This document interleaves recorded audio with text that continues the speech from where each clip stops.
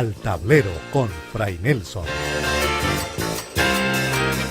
La ciudad de Damasco es recordada por nosotros los cristianos, sobre todo por ser el lugar donde aconteció la conversión del gran apóstol Pablo.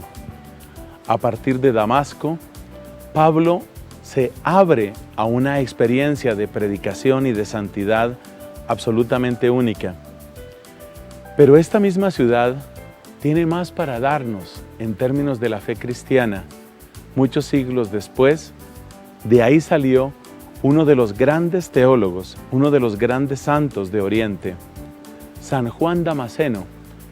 A caballo entre los siglos VII y VIII, es uno de aquellos maestros que no podemos dejar perder. San Juan Damasceno, hoy, al tablero con Fray Nelson. En la clase de hoy, San Juan Damasceno. Estamos conociendo nuestra familia. Creo que la palabra familia es muy necesaria hoy, porque es muy necesario tener un hogar, no solamente para nuestros afectos, no solamente para nuestra economía, también para nuestra fe. Y permítanme una pequeña nota autobiográfica. Cuando hace unos años deseaba iniciar una página en internet, la primera palabra que vino a mi mente fue casa. Y ese es el título que lleva mi página, Casa para tu Fe Católica. La razón es que yo siento que muchas personas están sin hogar. Y repito, no solo afectivamente, no es la sola soledad existencial o emocional, es la soledad también en la fe. Y la fe no es para vivirla en soledad. La fe la recibimos de la predicación de otros y la transmitimos a otros más. La fe existe como un camino, como un torrente que va pasando de generación en generación, como hermosamente dice el cántico de la Santísima Virgen María. Por eso en esta temporada estamos recorriendo el tiempo de nuestros abuelos. Bueno, no los llamamos los abuelos, los llamamos los padres de la Iglesia. Y decimos que son padres porque de ellos hemos recibido vida. Algunos se escandalizan de que se utilice esa palabra, porque Jesús en el Evangelio dice, no llaméis padre a nadie sobre esta tierra. Entonces no falta por ahí tal cual protestante que dice, ustedes los católicos desobedecen a Cristo porque llaman padres, por ejemplo, a los sacerdotes, el padre Ramón, el padre Nelson, el padre Jaime. Pero no se dan cuenta los mismos protestantes que ellos también utilizan la palabra papá y la palabra padre, o si no, ¿cómo dicen los niños protestantes a sus papás protestantes? Papá, mi padre está de cumpleaños, puede decir un luterano, un presbiteriano, un pentecostal. La obediencia a la palabra de Cristo, cuando nos ordena que no llamemos a nadie padre, la obediencia está sobre todo en que entendamos que nuestro verdadero Padre es el Padre del cielo. Bueno, pero quitando esa polémica que hasta cierto punto es únicamente asunto de palabras, nosotros hablamos de padres de la Iglesia en el mismo sentido en que el apóstol Pablo dice, yo los engendré a ustedes para Cristo. Eso le escribe Pablo a una comunidad cristiana. Y si nosotros somos engendrados por la predicación de los apóstoles, somos también engendrados por los misioneros, por los catequistas, por nuestros maestros en la fe. Pero hay algunos personajes, y hemos recorrido ya bastantes nombres, hay algunos personajes que por su ejemplo de vida, que por la calidad de su enseñanza, por el testimonio que dieron, realmente se convirtieron en verdaderas fuentes de fe, fuentes de credibilidad, fuentes de una fe viva para tantos otros dentro del pueblo cristiano. Hoy, por ejemplo, vamos a irnos a una época yo diría bastante desconocida para el común de nosotros. Tenemos que hablar del siglo VII. Y creo que muchos tendrían dificultades en recordar qué clase de cosas sucedieron en el siglo VII de nuestra era. Pues te voy a dar unas cuantas pistas. Sucede que a principios del siglo VII, hacia el año 630, vamos escribiendo fechas, hacia el año 630 de nuestra era, en un lugar que hoy se llama Medina, en Arabia, moría el profeta, así considerado, Mahoma. Mahoma muere en esta fecha, en el 630. Mahoma era un comerciante, un hombre que había viajado, había conocido Jerusalén, había conocido la predicación de los judíos, había conocido la predicación de los cristianos, y a partir de un cierto punto en su vida, él asegura haber tenido una serie de revelaciones que luego se compendiaron en un libro llamado el Corán. El Corán es el libro santo para los musulmanes. La palabra musulmán quiere decir el obediente, el que hace caso. Aún más, el sumiso, el que se rinde. ¿Se rinde ante quién? Se rinde ante Alá. Alá es el nombre que ellos dan a Dios. Entonces, ser musulmán es aceptar a Alá como el único y verdadero Dios y aceptar que el conocimiento de Alá lo da este hombre llamado el profeta Mahoma. Eso sucedió en el 630. Antes de la vida de Mahoma, es decir, antes del siglo VI, toda esa península de Arabia estaba, podemos decir, bastante separada, bastante dispersa en materia de religión. Pero los nómadas y los comerciantes tenían una serie de cultos muchas veces supersticiosos. Es muy interesante ver cómo a través de la predicación Mahoma eficazmente logró convocar, logró unir a todas esas tribus. Les dio como un código de conducta y les dio también una ruta, les dio un objetivo, y el objetivo es el mundo para Alá.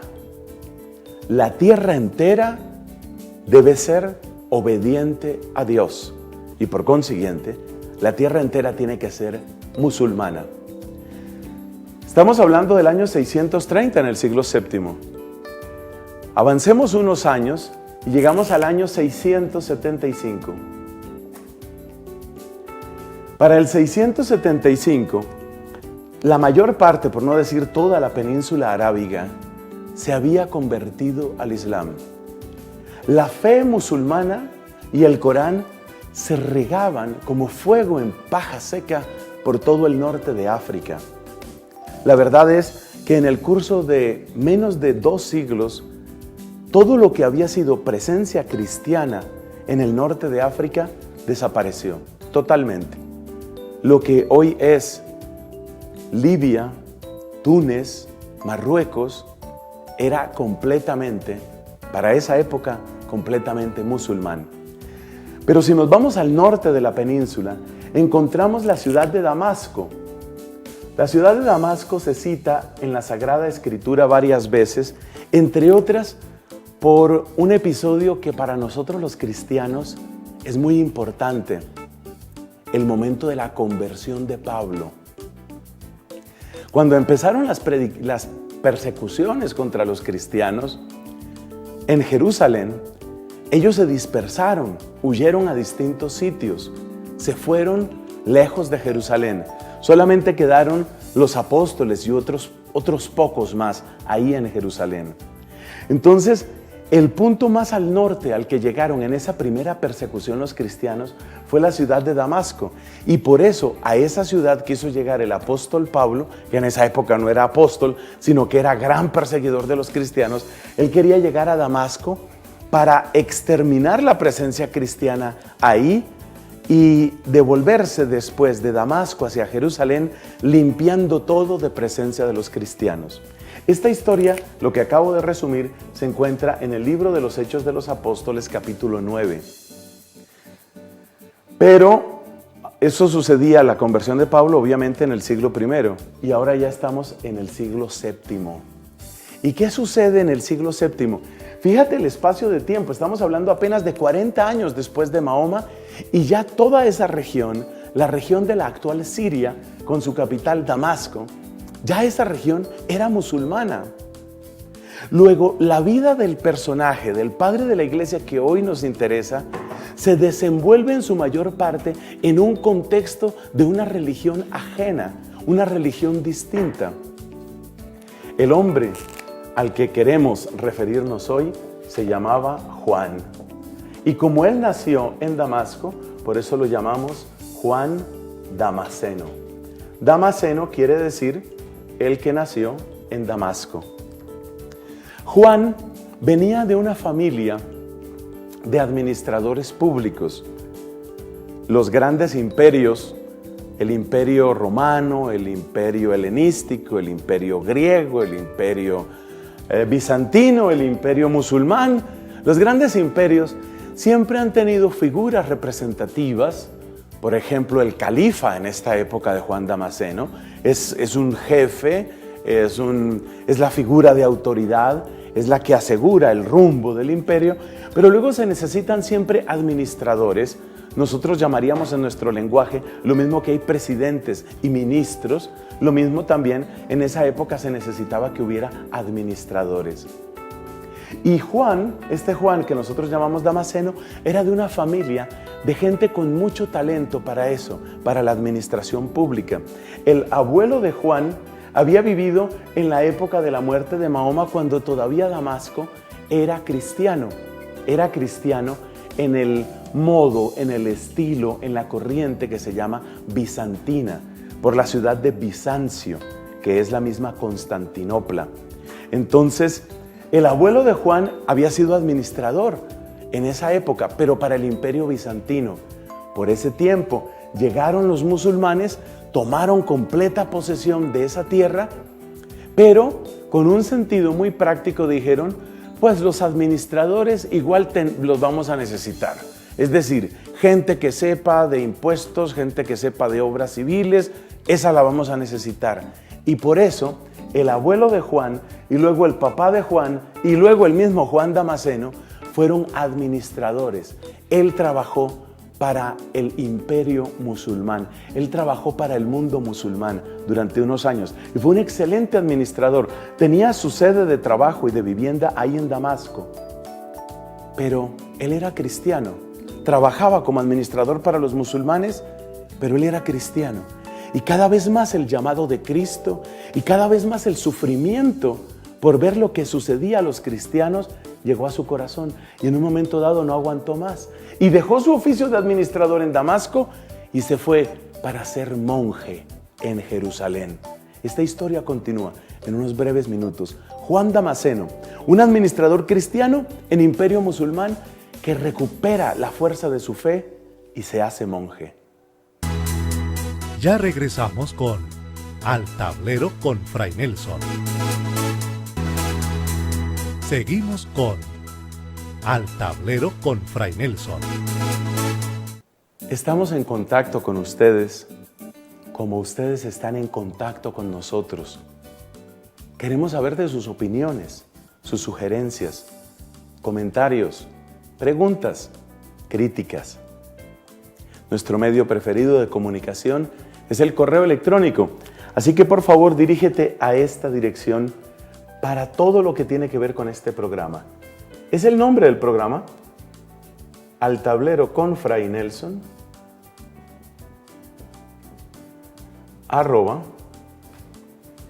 @cristovision.org. Esta es la dirección, mira, sin guiones, sin espacios, Al Tablero con Fray Nelson, @cristovision.org. Ahí nos escribes para contarnos tus preguntas, también para darnos una palabra de ánimo, tal vez una crítica que tengas que hacer. Y te tengo esta otra dirección, amigos@fraynelson.com. Esta es la dirección si deseas recibir gratuitamente todos los días evangelización católica en tu buzón. amigos@fraynelson.com para evangelización católica en tu buzón todos los días. Al tablero con Fray Nelson @cristovision.org es la dirección para todas tus preguntas, inquietudes, comentarios de este programa. Que Dios te bendiga.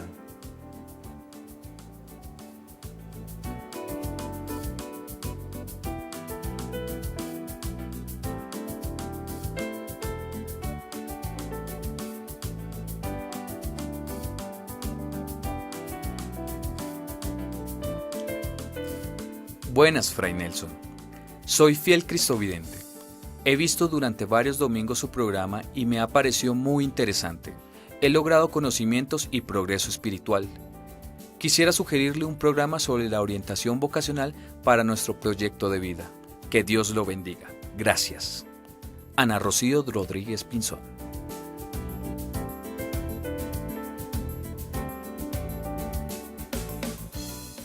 Presento un cordial saludo. He visto su programa Al Tablero con Fray Nelson, donde expone un buen número de enseñanzas espirituales y eclesiales, asimismo las bondades terrenas para quien lo tiene todo. La verdad, su evangelización trae mucha riqueza teológica. Dios le dé sabiduría en esta misión. Atentamente, Germán Darío Rivera. Estamos recordando la historia de un personaje muy culto del siglo VII y bueno, hasta el siglo VIII de nuestra era. Una época compleja que sin embargo no sirvió de obstáculo, sino más bien de oportunidad y de inspiración para este hombre llamado Juan. Se llamaba Juan y como era de Damasco, lo reconocemos como Juan Damasceno. Hemos dicho ya que nació en el año 675 y hemos comentado también que era un hombre con una excelente preparación, con una amplia cultura. Él pertenecía a una familia de gran tradición en la administración pública, en la administración civil. El abuelo de él había trabajado para el Imperio Bizantino, es decir, la rama del Imperio Romano que ya tenía su capital en Constantinopla. Conviene recordar este dato de la historia. El Imperio Romano terminó en Occidente hacia el año 476, el imperio que tenía su capital en la propia ciudad de Roma. Pero ya para entonces, la mayor parte de las funciones administrativas y el corazón mismo del Imperio Romano estaba en la Roma de Oriente. Y la Roma de Oriente era Constantinopla, que fue conocida también como Bizancio. Entonces, el abuelo de Juan trabajó para el Imperio Bizantino, es decir, para el Imperio Romano de Oriente. Ese imperio era cristiano, pero resulta que a comienzos del siglo VII empieza la expansión, la oleada de expansión del mundo musulmán y entonces Siria y en particular Damasco se convierten en capitales, se convierten en el centro de la extensión, de la propagación de la fe musulmana en toda aquella región. Sin embargo, los musulmanes, por lo menos esa rama que era la rama de los llamados omeyas, esa rama de la fe musulmana era bastante tolerante, por lo menos en ese momento con respecto al cristianismo. Y ellos no quisieron acabar con la ciudad de Damasco, ni siquiera tocaron muchos aspectos de la administración pública. Por eso Juan estuvo trabajando un tiempo para los musulmanes, para los omeyas, que eran los gobernantes de esa parte. Sin embargo, ya siendo adulto, él tiene una especie de conversión. No es que estuviera viviendo en grave pecado, no, pero se da cuenta que su verdadero Señor es Jesucristo. Se da cuenta que su verdadero amor es Jesucristo y sobre todo, y esto es crucial, se da cuenta que su verdadera sabiduría es Jesucristo. Entonces, siendo una persona culta y acomodada, causó cierta conmoción el hecho de que donó sus propiedades a los pobres se fue de la ciudad de Damasco y fue a un humilde monasterio en la ciudad de Jerusalén, cerca de Jerusalén, un monasterio dedicado a un antiguo santo, San Sabas, y ahí fue donde se radicó Juan Damasceno. Hay que reconocer que este solo testimonio ya tuvo un impacto en la gente, pero él quiso también alimentar al pueblo de Dios a través de sus escritos. Hay una colección de sus obras que se llama Fuente del Conocimiento, y en esa especie de compendio hay que destacar 3 cosas, y creo que de ese modo nos completamos la imagen de este gran hombre del siglo VII. Lo primero que hay que destacar en la Fuente del Conocimiento es esa idea de que la sabiduría humana y la sabiduría divina no solo son compatibles, sino que gozan de una unidad interna. El mismo Dios que te dio la inteligencia es el Dios que te dio la fe. El mismo Dios que te dio una cabeza para pensar, te dio también un corazón para creer. El mismo Dios que ha querido crearte es el mismo Dios que ha querido redimirte. Y por eso, todo el saber humano, incluyendo la gramática, la lógica, la física, la metafísica, la filosofía, todo tiene que encontrar finalmente su clave de unidad en el saber divino. Esta unidad interna del conocimiento y esta unidad de la teología es una verdadera novedad, porque lo que quiere hacer Juan Damasceno con su obra Fuente del Conocimiento es lo que nosotros llamaríamos hoy una especie de enciclopedia, una exposición completa, unificada, coherente de la fe cristiana. Este es el primer elemento que yo creo que vale la pena destacar. La Fuente del Conocimiento, la obra de Damasceno, destaca la unidad de la fe y la unidad del pensamiento humano. Qué importante esto, porque si hay algo que estamos necesitando hoy es recuperar esta unidad.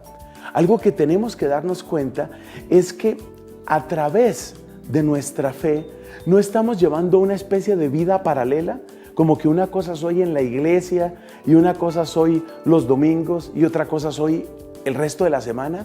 No, lo que celebro, el Dios que celebro el domingo, el Dios que celebro en la iglesia, el Dios que bendigo y que alabo al escuchar la palabra divina, es el mismo Dios que me acompaña toda la semana, que acompaña toda mi vida. Entonces, este es el primer elemento, la unidad.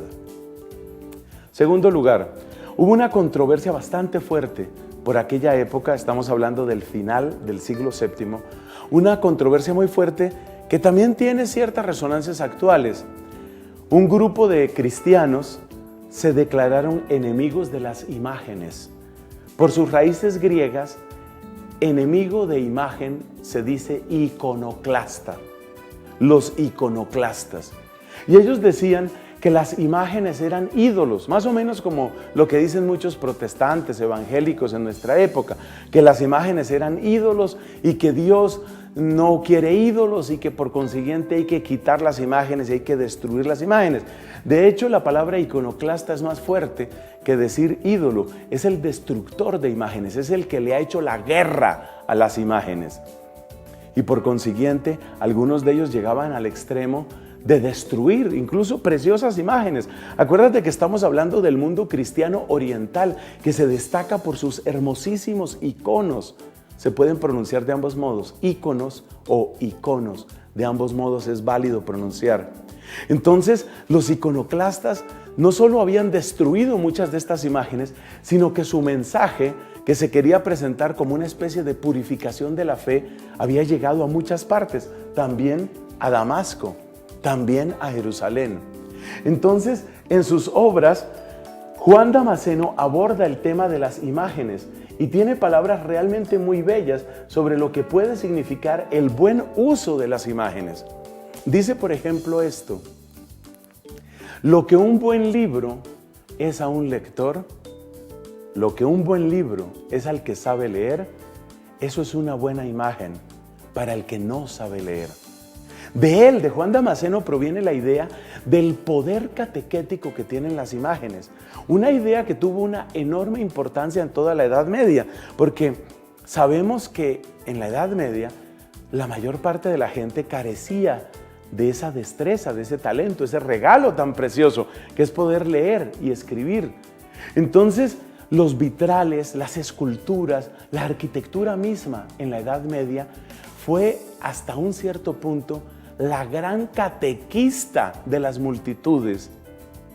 Los misterios de la vida de Cristo representados, por ejemplo, en el Vía Crucis, representados en inmensos vitrales, representados en esculturas y pinturas, estaban alimentando la fe de la gente. Y Juan Damasceno, aunque era un monje y estaba pues allá recluido en su monasterio, no era ajeno al dolor, a la tribulación que estaban viviendo tantos otros.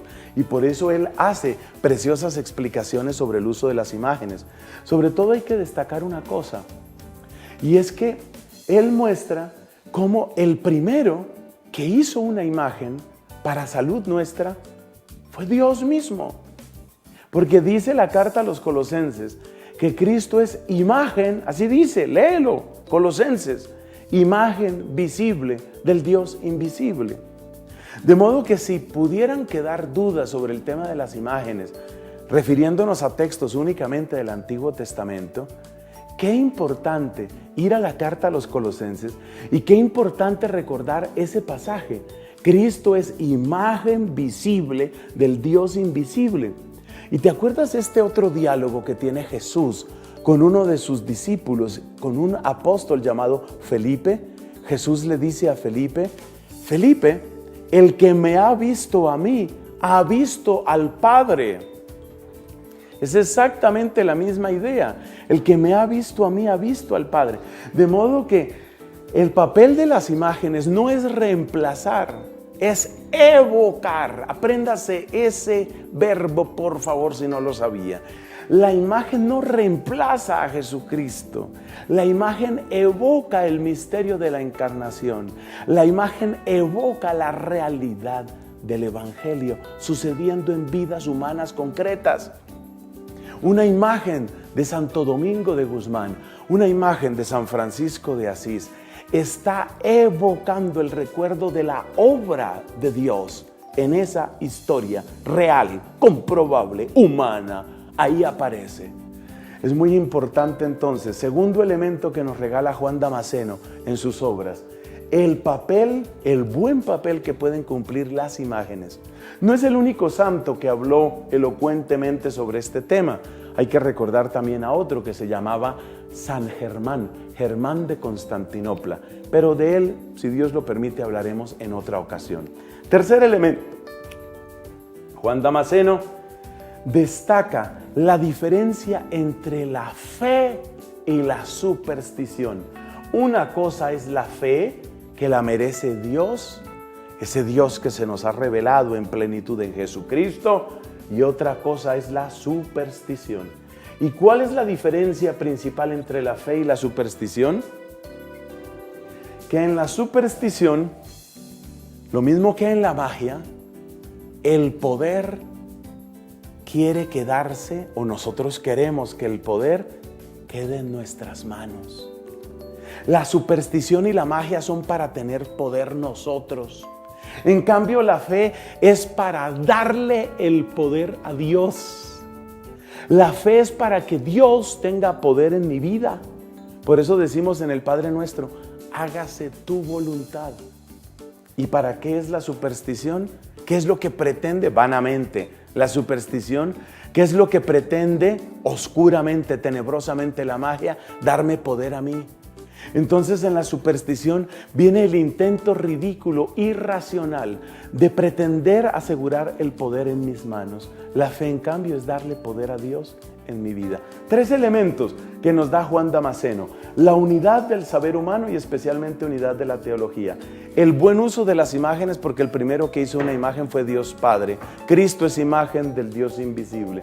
Y luego la diferencia tan importante entre fe y superstición en una época como la nuestra en que esto también estaba sucediendo. Yo veo en Juan Damasceno a un hombre valiente, inteligente, respetuoso, de amplia mirada, un buen pastor, verdaderamente un padre de la iglesia, que su intercesión nos acompañe y que aprendamos de sus preciosas enseñanzas.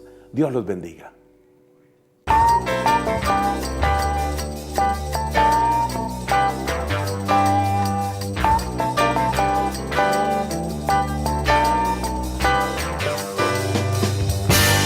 Al tablero con Fray Nelson.